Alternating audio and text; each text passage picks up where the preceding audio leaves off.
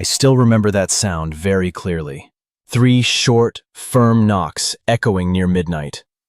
It wasn't the kind of knock a neighbor would make, and it wasn't the way Emily usually knocked when she forgot her keys.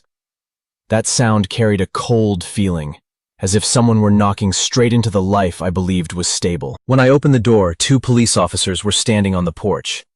The patrol car lights were still on, blue and red reflections spilling across the familiar white walls of my suburban home in Austin, Texas. One of them read my name, Connor Ford, and asked if I lived at this address. I nodded, not yet understanding what was happening, when the other officer began reading a temporary restraining order. The words, domestic violence, threat to safety, and risk of recurrence shattered in my mind like broken glass. I stood there, one hand gripping the doorframe, trying to understand how, just a few hours earlier, when I had been eating dinner in this very house, I had suddenly become someone considered dangerous. No one asked me what had happened. No one cared whether I had an explanation. They simply told me I needed to gather a few essential personal items and leave the house immediately. This house was where Emily and I had moved after being married for 2 years. A quiet neighborhood, friendly neighbors, lawns trimmed regularly every weekend. I worked in logistics, a stable job with a clear schedule. Emily worked freelance and stayed home more often than I did. We weren't a perfect couple, but nothing ever made me think things would end like this. Emily didn't appear when the officers asked me to leave. She was in the bedroom, they said, to avoid direct contact. I only caught a brief glimpse of her silhouette at the end of the hallway, the bedroom light casting a dim glow. There was no goodbye, no eye contact. Just a sudden distance erected between us, not by walls, but by the law. I pulled an old suitcase from the garage and stuffed it with a few sets of clothes, my laptop, and a phone charger. Everything happened so fast that I barely had time to think. One question kept repeating in my head. What did I do wrong? The argument that night? We raised our voices, yes. I walked out to the living room, yes. But abuse? I had never touched Emily in the way they were accusing me of. As I stepped out of the house, one of the officers told me this was only a temporary measure, that I would have a chance to present my case in court. His voice was neutral, as if he were talking about the weather. But for me, that was the moment I realized I had just been stripped of the most basic thing, the right to be believed. I drove through the night, not knowing where I was going. Eventually, I stopped at a small hotel near the highway. The room was empty, the smell of fresh cleaning chemicals still lingering. I sat on the edge of the bed, staring at the opposite wall, where there was nothing but a ticking wall clock. Each tick seemed to remind me that the life I knew had been put on pause. The next morning, I received a call from a family lawyer. He told me Emily had officially filed for divorce, along with allegations of physical and emotional abuse. Our joint account had been frozen under an emergency request. I was not allowed to return home, not allowed to contact Emily, and any violation would be considered contempt of court. I hung up the phone and sat still for a long time. There was no burst of anger like I had imagined, only a heavy emptiness. I thought about everything still inside the house, documents, keepsakes, small habits I had never paid attention to. I also thought about less tangible things, like my reputation, and how it had just been dragged down without me having a chance to hold on to it. Before leaving the night before, I had glanced at the corner of the living room ceiling, where the security camera was quietly mounted. I installed them not to watch anyone, but because my job required frequent travel. Emily had once said she felt safer knowing the house was protected. At the time, I never imagined those cameras could become the final line between truth and accusation. Sitting in that unfamiliar hotel room, I began to understand that this wasn't just a divorce. This was a battle I had never prepared for, and I had entered it as someone already judged guilty in the eyes of the system. I didn't know what I would do next, but I knew one thing. If I didn't find a way to prove the truth, then the story about me would be told entirely by someone else. I read the accusation document for the 3rd time that morning. Not because I didn't understand it, but because I still couldn't believe those lines were talking about me. My name appeared repeatedly on every page, accompanied by descriptions I didn't recognize. Controlling, threatening, repeated behavior constituting emotional abuse. The words were carefully arranged, cold, and clearly chosen to construct a specific image. An image that I had never been. The law office was located in central Travis County, about a 20-minute drive from my hotel. The building wasn't tall. The sign was simple. Nothing about it suggested the drama unfolding in my life. I sat across from Michael Harris, the family lawyer I had just hired, and handed him the file. He read slowly, without showing emotion, occasionally jotting down notes. His calmness made me feel both reassured and uneasy. Michael told me that what I was facing was not uncommon. In divorce cases involving allegations of abuse, courts often prioritize protective measures for the person considered the victim. That didn't mean I had been convicted, but it also didn't mean I was believed. He emphasized that anything I said at this stage could be used against me. I needed to understand that this was no longer a story between a husband and a wife, but a legal case. The preliminary hearing took place just a few days later. I walked into the courtroom feeling like a stranger in my own life. Emily was already there. She sat beside her lawyer, Laura Bennett, looking smaller and more fragile than I had ever seen her. When our eyes met briefly, she immediately looked down, as if she couldn't bear to look directly at me. When Emily began to speak, I realized something terrifying. Her story was very coherent. She talked about the times I raised my voice, the moments when my silence lasted too long, the looks that made her feel threatened. She didn't need to invent physical blows. She only needed to describe feelings, and feelings cannot be measured, cannot be easily refuted. I listened to every sentence, every word, and understood that if I were the one listening, I might have believed her too. Emily's lawyer added that I was controlling, that my management of household finances and the installation of security cameras were signs of manipulative behavior. I wanted to stand up and object immediately. I wanted to say that Emily had agreed to those decisions, that we had discussed them, that nothing was done behind her back. But Michael placed his hand on my arm, signaling me to stay seated. The judge listened, asked a few brief questions, and then issued a temporary ruling. The restraining order would remain in place. I was still not allowed to return home. The case would continue to be reviewed at a later hearing. There was no final conclusion, no definitive judgment, but I could clearly feel that the scale was tipping to one side. After the hearing, Michael told me that Emily's demeanor had been textbook. Not overly dramatic, not overly cold, just enough to create the image of a credible victim. He also said that if I reacted emotionally in the courtroom, it would only reinforce the other side's narrative. I needed to be patient, even if that patience made me appear indifferent. On the drive back to the hotel, I began thinking about the details in Emily's testimony. A few timelines didn't align. Some events were placed in contexts different from what I remembered. Not major discrepancies, but very small differences, subtle enough to escape immediate notice. Without evidence, those differences would mean nothing. That night, lying on the hotel bed, staring at the stark white ceiling, I wondered whether truth had any place in this process at all. I began to understand that this trap wasn't built from outright lies, but from rearranging fragments of truth in a way that benefited the storyteller. And inside that trap, I was being forced into silence. Before turning off the light, I thought again about the security camera system in the house. Not as a vague hope, but as an unanswered question. I hadn't mentioned them to Michael yet. It wasn't time. I sensed that if I brought them up too early, they wouldn't be seen as evidence, but as part of the controlling narrative Emily was constructing. I needed to wait. And for the first time in my life, I realized that silence wasn't surrender. It might be the only strategy I had. The next hearing took place on a gloomy morning. I arrived at the courthouse earlier than scheduled and sat alone on a cold wooden bench, watching other people enter the courtroom. Everyone carried their own story, but I had the feeling that mine had already been told before I ever had the chance to speak. Emily appeared with her lawyer, her steps slow, her shoulders slightly hunched, as if carrying an invisible weight. She avoided my gaze, and that made me wonder whether she was acting or whether she had truly come to believe the story she was telling. For a very brief moment, I wondered which possibility was more frightening. Michael sat beside me with the case file already open.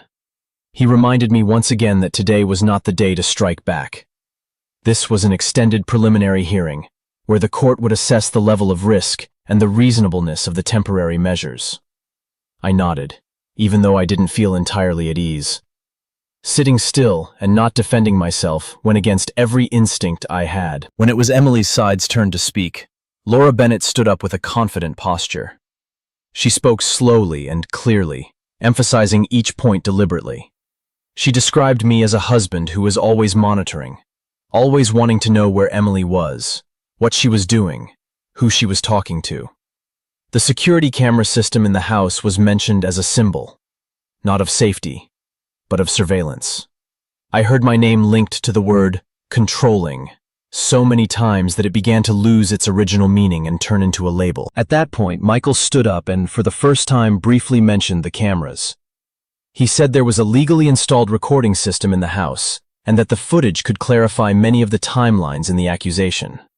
I felt my heart rate increase. This was the first time the truth had a chance to enter the courtroom, even if only as a name being spoken. The response from the other side was immediate. Laura argued that installing cameras in shared family spaces was a sign of controlling behavior. She said that if the court allowed the footage to be viewed, it would set a dangerous precedent, making victims feel violated and fearful. I recognized their strategy, turning any evidence I had into part of the accusation itself. The judge listened to both sides and then asked a few brief questions. She asked about the location of the cameras, the purpose of their installation, and whether Emily was aware of their existence. Michael answered that Emily was fully aware, that the installation had been discussed. Laura did not deny this, but emphasized that consent within a marriage could be influenced by psychological pressure. In the end, the judge made a decision that I both anticipated and still felt hollow hearing. She said that at this stage, the court was not ready to review the footage. She stated that the focus needed to remain on ensuring safety and avoiding escalation. The cameras would be considered later, if necessary, at the final hearing. I sat there listening to those words and felt something heavy settle in my chest. It wasn't despair, but the clear realization that truth, even when it exists, is not always welcomed. At least, not right now. When the hearing ended, I walked out of the courtroom feeling as though I had been stamped once again. No one said I was guilty, but everything around me functioned as if that assumption had already been quietly accepted. I noticed the looks from a few people, perhaps court staff, perhaps attendees, watching me with caution. Michael told me that the decision wasn't as unfavorable as I thought. He said that if the cameras were introduced too early, they could be distorted, misinterpreted.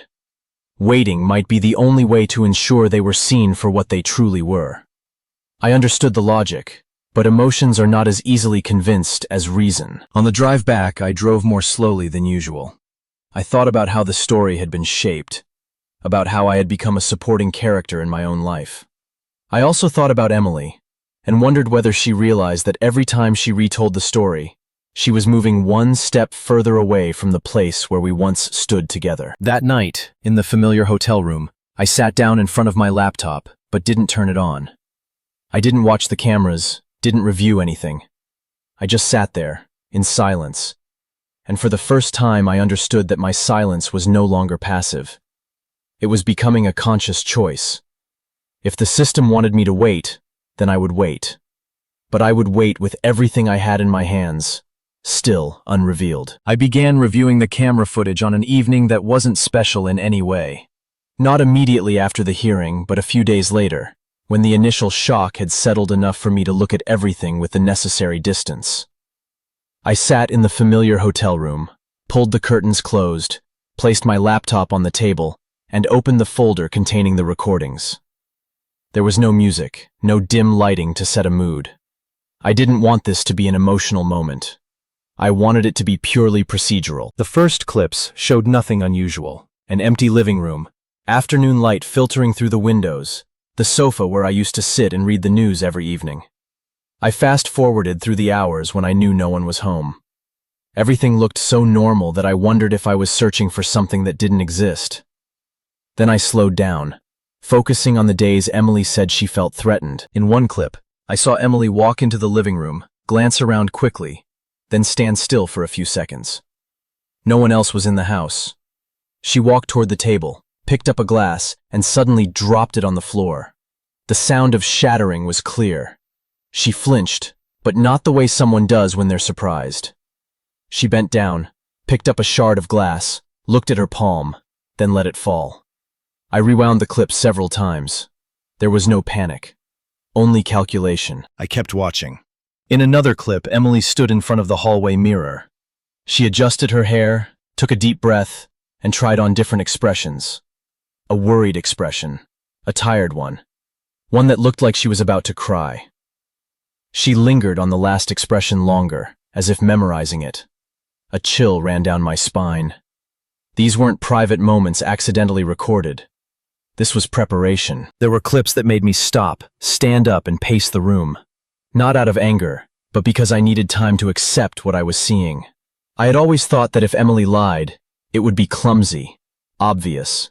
I had never imagined that the truth could be bent so smoothly, through small actions placed at exactly the right moments. When I reached a clip recorded in the evening, I began paying closer attention to the audio. The cameras didn't just record video. They captured fragments of conversations, background sounds I had never noticed before. In one clip, Emily was on the phone. She had her back to the camera, her voice low but clear enough for every word to be heard. She said things were going according to plan, that she just needed to be patient a little longer. Then she let out a soft laugh and said a sentence that made me freeze. All that matters is that the court believes it. I sat there for a long time after the clip ended. I didn't rewind immediately. I didn't take notes. I let that sentence repeat in my head, word by word. It wasn't a spontaneous remark. It was the conclusion of a plan. And suddenly, everything became clearer than I had ever wanted it to be. I began documenting everything methodically. Times, dates, the smallest details.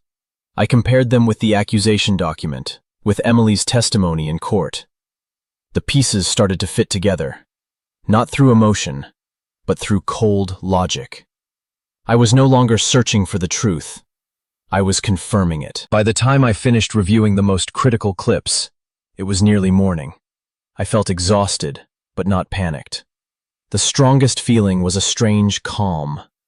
I realized that from this moment on, the game had changed. I was no longer just reacting to what Emily said. I had something her story couldn't reach. The next morning I met with Michael. I didn't make accusations, didn't recount everything I had seen.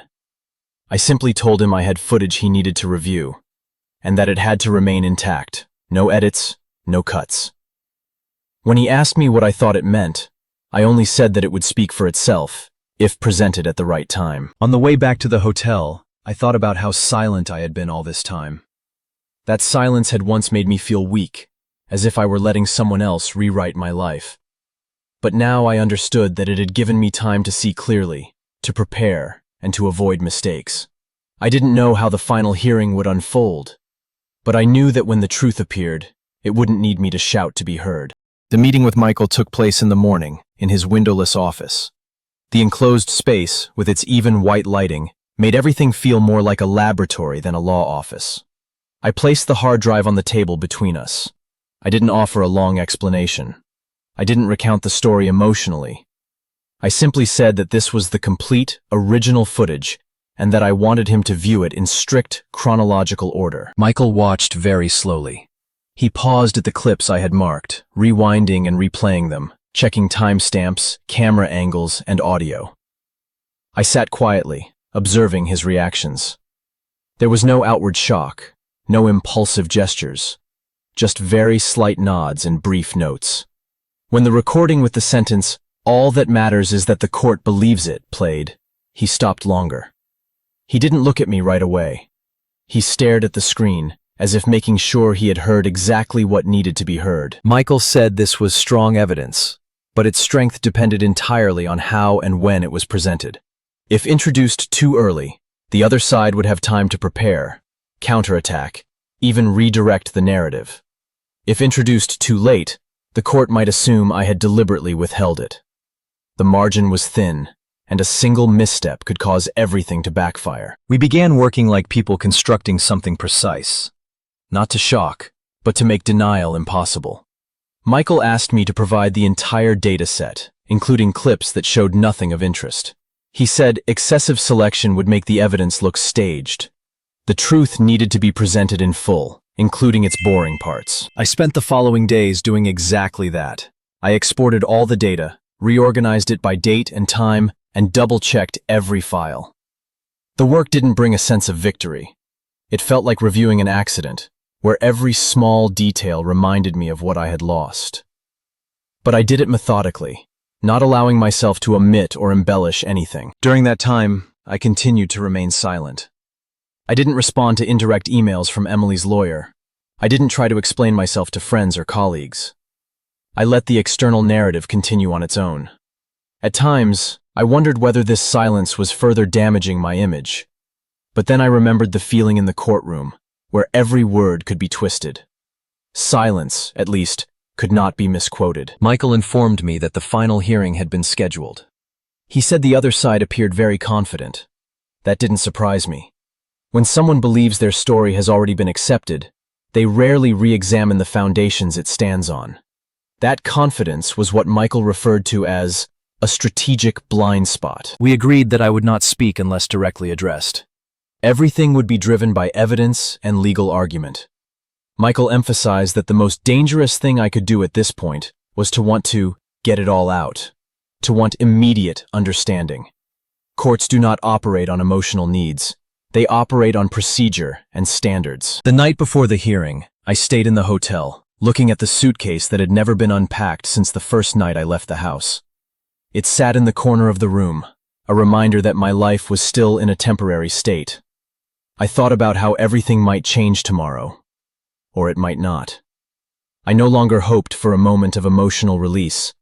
I only hoped for a process carried out correctly. Before going to sleep, I checked once more that all the data had been properly backed up and sealed according to procedure. Not because I distrusted Michael, but because I understood that in decisive moments, caution is the only thing that doesn't betray you. I turned off the light, lay down, and for the first time since everything began, I didn't feel the need to think any further. The next morning, as I stepped out of the hotel on my way to court, I carried neither fear nor excitement. I carried only a quiet certainty. I had done everything that needed to be done. The rest was no longer in my hands, but in the way the truth would find its own path. The final hearing began early in the morning. I arrived at the courthouse before it opened, standing in a long, narrow hallway where fluorescent lights reflected off the cold stone floor. I didn't feel the nervousness I had once imagined.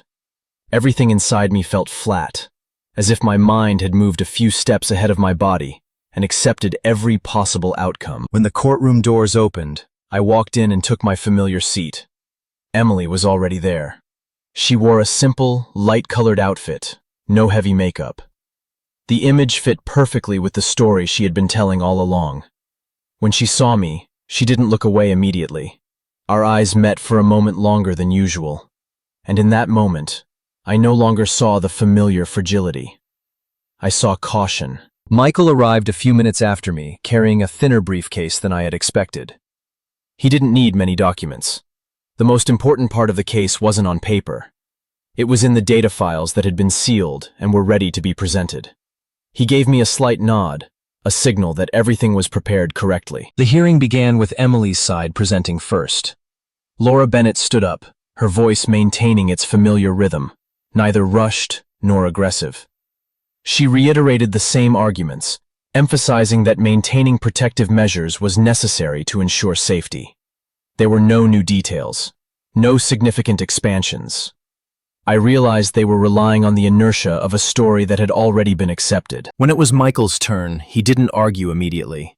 He requested permission to present visual evidence. His tone was calm, without theatricality. The judge looked at him for a few seconds, then nodded, requesting confirmation that all footage was original and unedited. Michael confirmed this, emphasizing that the data had been exported directly from the system, complete with full timestamp information. The screen in the courtroom was turned on. The first image displayed was my familiar living room. There was no narration, no background music, only time and space. Michael let the video run for several minutes, long enough to show the complete normalcy of the setting. Then he moved to the next clip, where Emily entered the living room and dropped the glass. I heard a few very faint murmurs in the courtroom, but no one spoke. Michael didn't stop to explain. He allowed the images to tell their own story. The following clips were played in strict chronological order. Emily standing in front of the mirror. Emily alone in the house. Emily carefully adjusting her expressions. There were no cuts, no speed changes. Everything unfolded slowly, almost tediously. But that very tedium made the details stand out more clearly. When the audio clip was played, I felt the atmosphere shift. Emily's voice echoed in the courtroom, clearer than I had ever heard it when I was alone. All that matters is that the court believes it. The sentence wasn't loud, not angry. It was spoken as a matter of fact. I didn't look at Emily. I stared straight ahead, where the judge was watching the screen with complete focus. After the video ended, the courtroom was silent for a few seconds. Not a heavy silence, but the silence of people processing new information. Laura Bennett stood up and asked to respond. She argued that the footage was taken out of context, that Emily's actions could be explained by prolonged stress. But this time, her voice lacked its earlier certainty. The judge asked several very specific questions. She asked about timing, about whether the footage aligned with the dates in the accusation document. Michael answered each question precisely, without speculation or interpretation. Just the alignment of data. I realized this was no longer a debate about emotions. It had become a logic problem. Emily was asked to stand. She tried to remain composed when questioned about the sentence in the audio recording. She said it was misunderstood, that she had been talking about the court believing her fear. But the answer sounded fragmented, disconnected from what had just been shown. I didn't feel satisfaction. I only felt a sense of closure beginning to form. When the hearing paused for the judge to deliberate further, I remained seated. I didn't look toward Emily, didn't look out the window. I felt a deep exhaustion but not collapse. It was the feeling of a long process approaching its end. I understood that regardless of the final ruling, this moment had completely changed the trajectory. The story was no longer something that could be guided by voice or tears. It had been placed on the table as data, and data doesn't care who believes it. It simply exists. The hearing resumed after a short recess. When everyone returned to the courtroom, the atmosphere was distinctly different. The familiar flow of a story that had been told and retold was gone.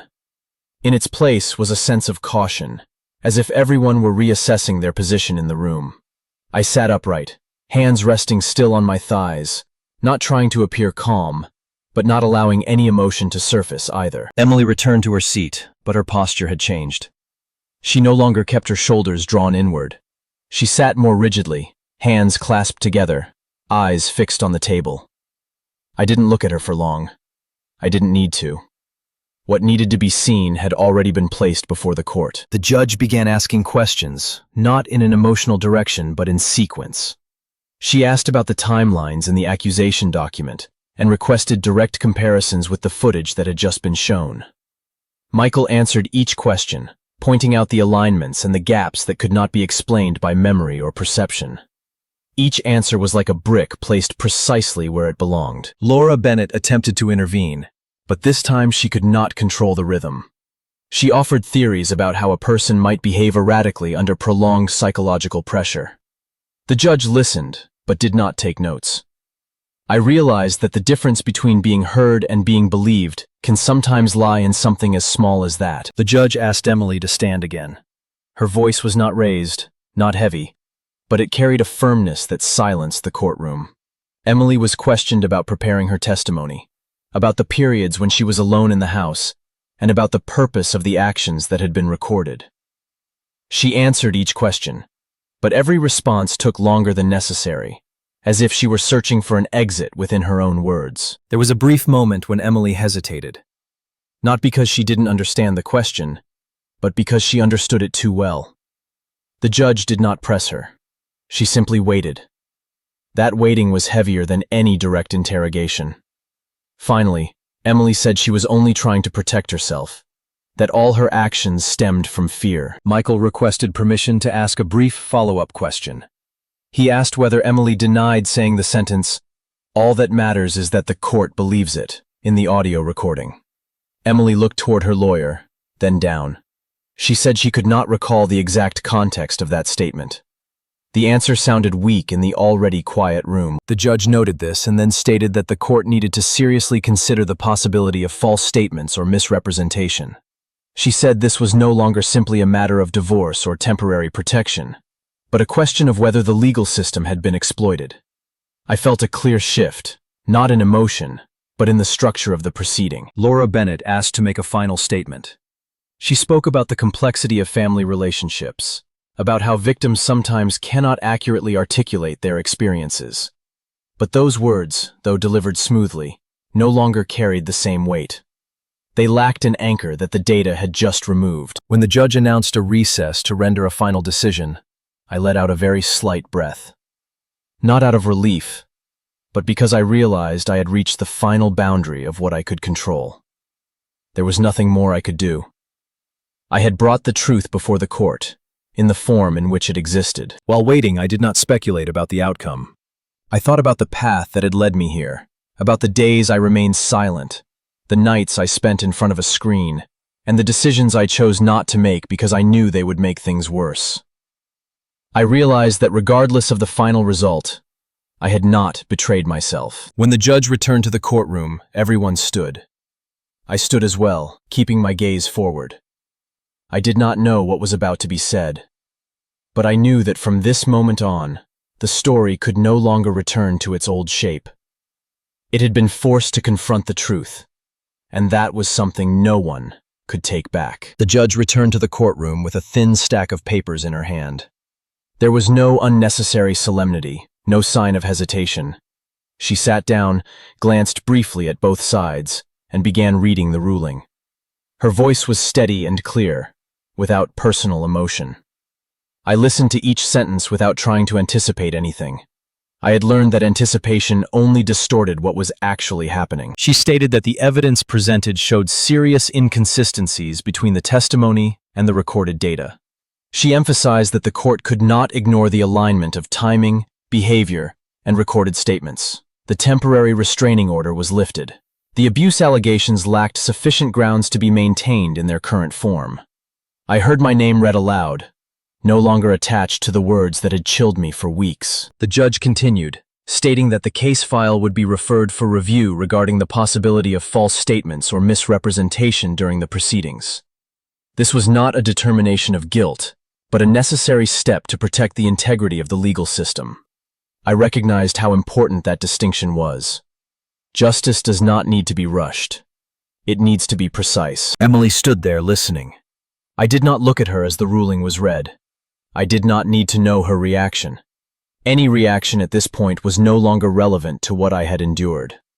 What I needed was the end of a condition, not the collapse of another person. The judge concluded that the remaining matters related to divorce and asset division would be addressed through separate proceedings, unaffected by the dismissed allegations. She struck the gavel to close the hearing. The sound was brief, but to me it felt like a decisive cut, separating the present from the weeks that had been suspended. Everyone stood. I stood as well, gathering my papers slowly. Michael turned to me and gave a very slight nod. There was no victorious smile, only the confirmation that everything had unfolded according to procedure. I thanked him, not with grand words, but with a firm handshake. As I walked out of the courtroom, the hallway looked exactly the same as it had that morning. The lights, the stone floor, the echoing footsteps. But the feeling inside me was different. I did not feel relief in the way people often describe. I felt restored to a position where I no longer had to constantly defend myself. It was a quiet steadiness, without noise. Outside the courthouse, I paused for a moment and breathed in the midday air. I thought about the house, about being able to return for the first time without needing permission.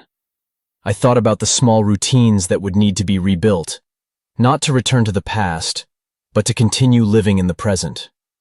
I understood that no moment could completely erase what had happened, but nothing required me to carry it forever either. On the drive back, I did not turn on the radio. I drove in silence, noticing ordinary things, traffic signs, sunlight reflecting on the windshield, other cars heading in their own directions. Life did not stop for my court hearing, and strangely, that brought me comfort. That evening I returned home. The door opened without police, without orders. The familiar scent of the rooms greeted me, unchanged. The camera on the ceiling was still there, silent and impartial. I stood in the middle of the living room, looked around, and realized that I no longer needed to prove anything.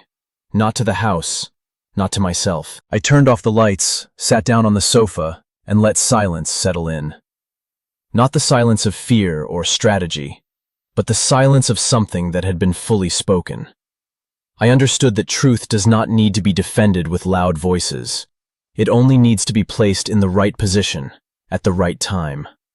And when that happens, everything else falls into place on its own.